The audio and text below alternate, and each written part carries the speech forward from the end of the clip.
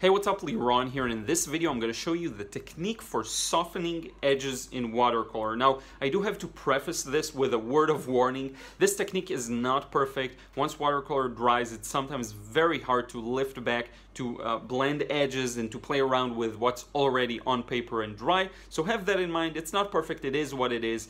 It's kind of a last resort to fix mistakes or play around with things to improve the composition if it's a must. Okay, so with that, let's get to it. Okay, so I got multiple colors here, and the reason I'm using multiple colors is because every color is gonna behave a little differently when you try and blend it or when you try this technique, and I want us to try most of the kind of variety I have. I think, you know, some colors are more staining, so they're a little harder to soften or lift.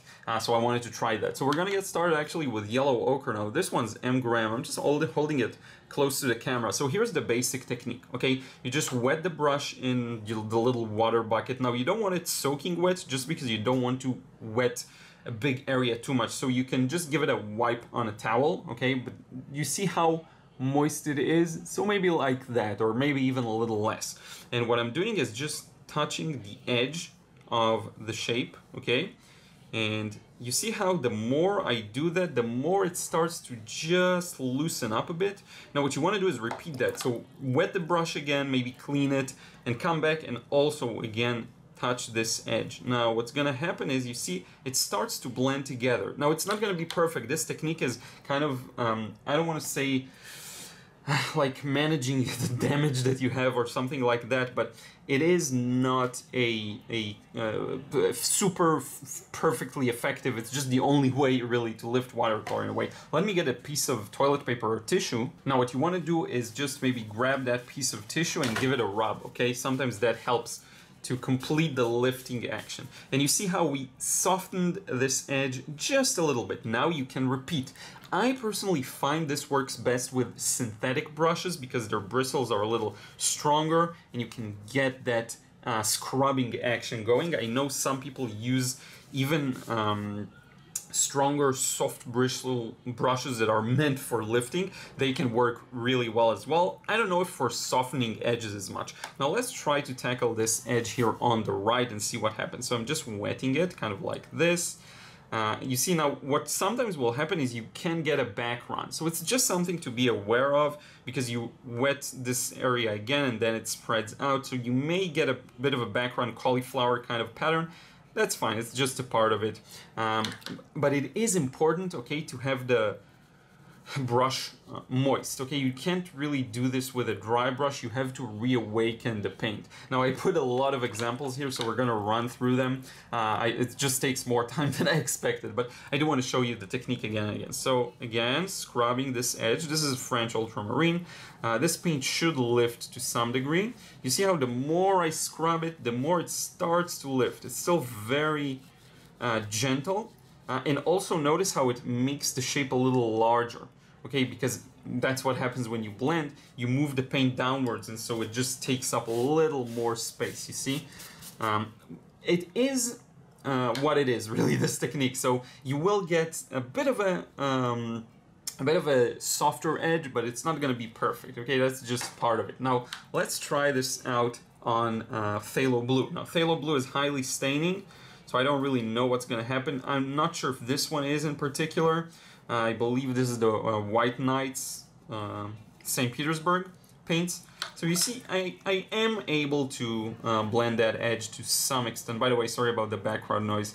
I hope you can hear me well. But you see how I can blend some of this edge to some degree, and you get a smoother transition, actually better than I planned. Now, just to show you, in case you missed the previous videos on the topic, look at how easy it is to blend the edge when it's still wet. All you have to do is kind of the same technique, just come back with a moist brush that's clean and help the paint move, and you see how easy it is to soften the edge. Look at the difference there. Okay, so once it's dry, yes, it is a challenge, but it is possible. Let's go real quick over the last two examples. This is sap green. Scrubbing it. Now you can try this with several different brushes. Here's a similar brush. These are to our Skodas. You can try it out with synthetic, with more natural hair. I personally find this works best with synthetic, as I mentioned, just stronger bristles and also shorter shorter hair can help as well, just because it makes it harder. What I would not use for this technique is, let me show you, like one of these brushes with super soft hair. This isn't gonna work as well, this type of Chinese bamboo brushes. I wouldn't use that kind of a thing. I would avoid too large of brushes overall. You really want to have control over this, so use as smaller brushes you can get. This is the same technique for lifting, by the way. Once again, if you want to lift, you just go over the paint with wet, moist brush, and then you dry the brush and you lift it back. Okay, you see, and you will get varying results. Okay, it's not going to be anything too perfect, but it is what it is. This is kind of a last resort technique to just soften a bit of an edge if it's important compositionally. So here are all of the colors together. As you've seen, I was able to re-wet them again and help the paint move just a bit. But again, this is everything that it's about. You know, some aspects of painting are messy, imperfect, and you have to get used to it and just learn to cope with it and continue painting, okay? Just continue your painting and don't worry about being too perfect. If a shape is a little off, often I find that being too reactive to what happens on paper is a recipe for messing up, because you destroy things just because you maybe stopped and took your time too much, when you could just continue working and no one will notice the mistakes, quote unquote. So with that, let's wrap it up. So this is it. I hope you enjoyed this one. Once again, a bit of a challenging one. Play around with it. Try out different paint brands, different brushes, even different papers, and you will get different results. Find what works best for you. I did not mention, but I believe that with hot press paper, it's going to be a little easier. The paint tends to pull on top of the paper a little more rather than be absorbed in it. That's something that I've noticed very often that happens. Some papers are just going to be better for this kind of a thing. If your technique involves a lot of lifting and a lot of playing around with